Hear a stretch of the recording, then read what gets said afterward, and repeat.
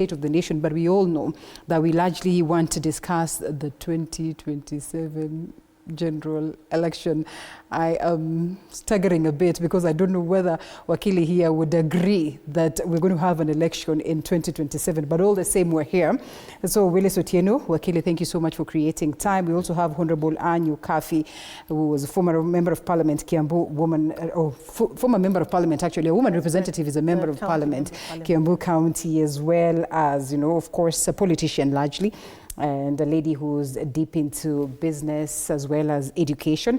And last but not least, political analyst Martin Ndati, and a pundit when it comes to the question of governance. Thank you so much for creating time. So we are facing a time where we want to discuss about the elections. But then as early as now, we have several court cases, petitions, as to the possibility of us having the 2027 general election. Some have gone to court to question the IEBC formation, that is for the commission. Some are in court today to say that we are supposed to hold an election in 2026 and not 2027. The diasporans also are saying that they need to be considered and factored in so many other court cases. What does this tell us? I mean, we have seen this as a recipe to disaster in the previous occurrences. Martin, we begin with you. Well, we are not in a very good space as a country. The Kriegler Commission report was very clear that we should have the commission in place at least 2 years to the elections. Right. But after the Charera 4 left, and after Chebukati and the other two left, the wielders of power did not see the urgency in having the commission in place. I think there was quite a bit of mischief. Then you had the NADCO issues now coming in, which also partly contributed to the delay in getting the panel constituted.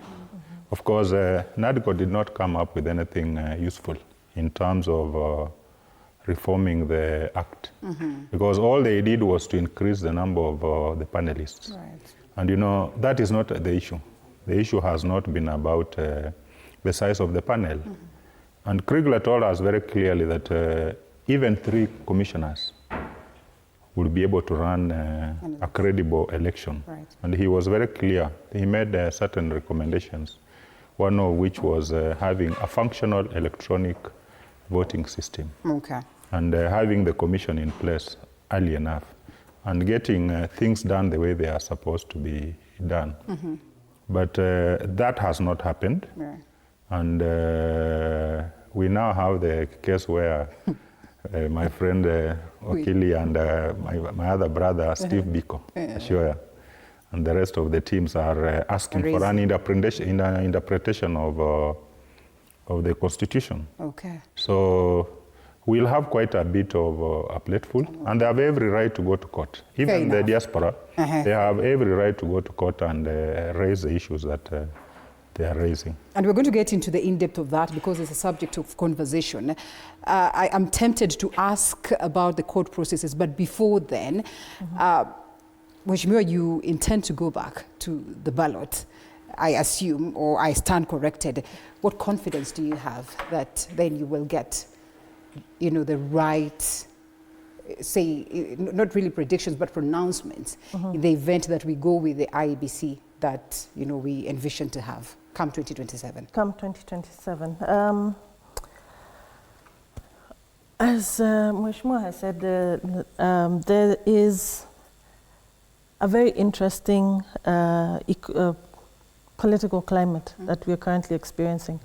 The question now is it 2026, 2027? I think clearly, if we were to go by what the Constitution says, it is the 2nd August. The second Tuesday. Second Tuesday yes, in August, and 5 years. So 5 within 5 no yes.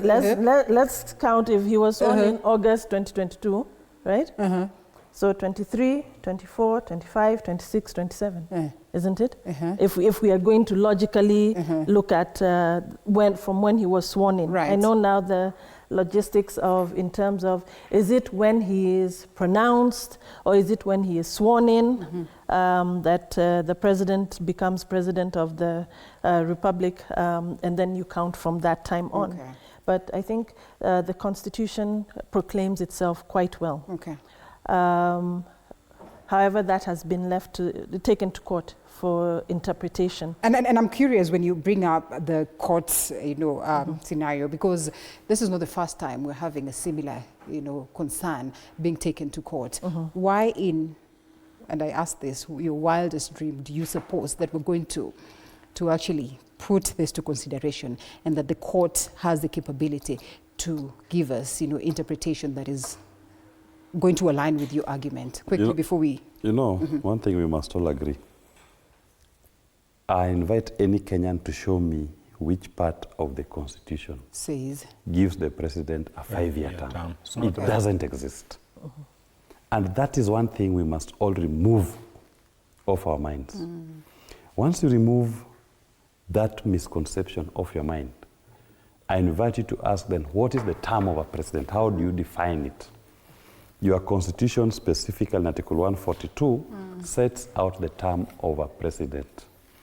It starts from the date he's sworn in to the date when the person next elected under Article 136(2)(a takes the oath of office. Right. So go to Article 136(2)(a.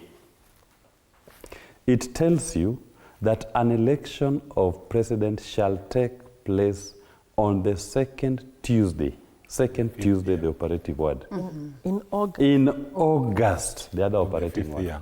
In the 5th year. Okay. In the 5th year, not after 5 years, not every 5 years. Yeah. Can we do the math? I'm glad that Mheshimiwa has the Constitution here. So let's jog our brain briefly and then we come back to you as we take this short break.